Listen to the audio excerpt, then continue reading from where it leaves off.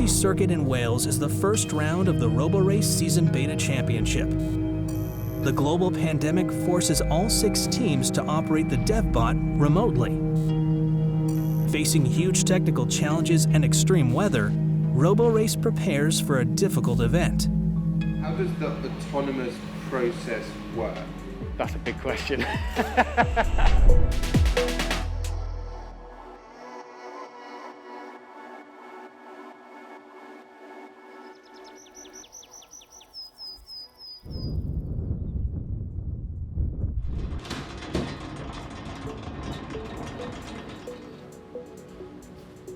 Hello. Hello. So this event is purely done on GPS localization. So in the past we've used LiDARs and cameras and radars. Now we solely are working with GPS, which works really well here because it's a really open track, perfect coverage of the sky, and we have kind of perfect GPS localization here.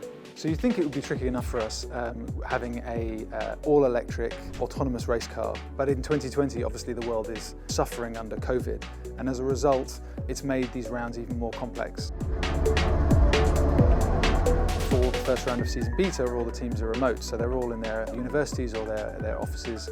We have the Robo-Race core operationals team that are on site, and the other teams are in their remote locations around the world. Then you'll cross the start-finish line and you'll move on to this lap, and this will be lap 1 of your run. The team providing their software for us, along with instructions on how to operate the vehicle, and we've been able to take that and make cars drive around on track.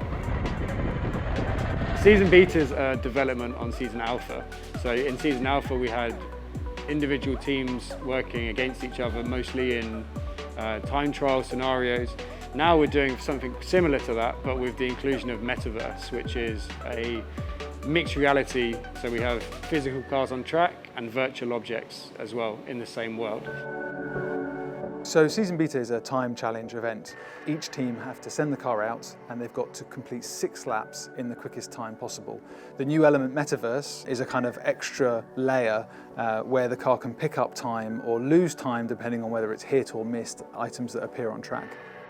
The DevBot 2.0 is kind of the development car that we use at Roborace for teams to put their software on in a kind of easy to do fashion. So we have the safety driver on board who can help take control of the vehicle in the event of a software glitch.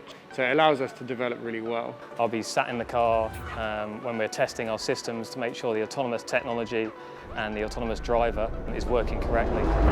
Autonomous Racing Grots attempt their first fully autonomous lap.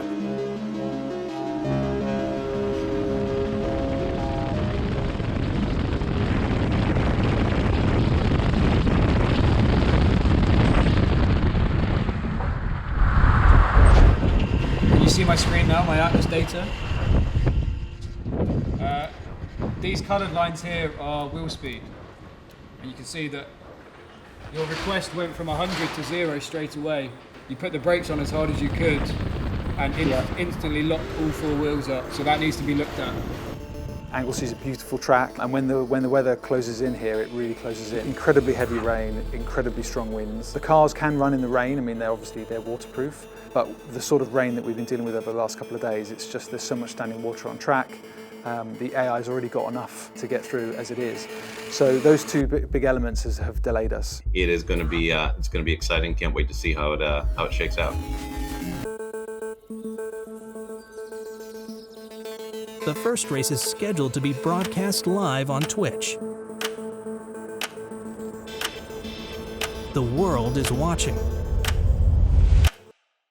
Hello there, it's a huge honour and a great pleasure to welcome you to the Robo-Race channel. My name is Matt Roberts and I'm joined remotely at least by my co-host Rachel Stringer. Fair to say I think that Robo-Race has been struggling with some technical issues.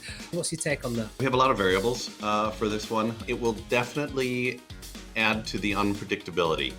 The one thing we found out in autonomous racing is that practice makes perfect.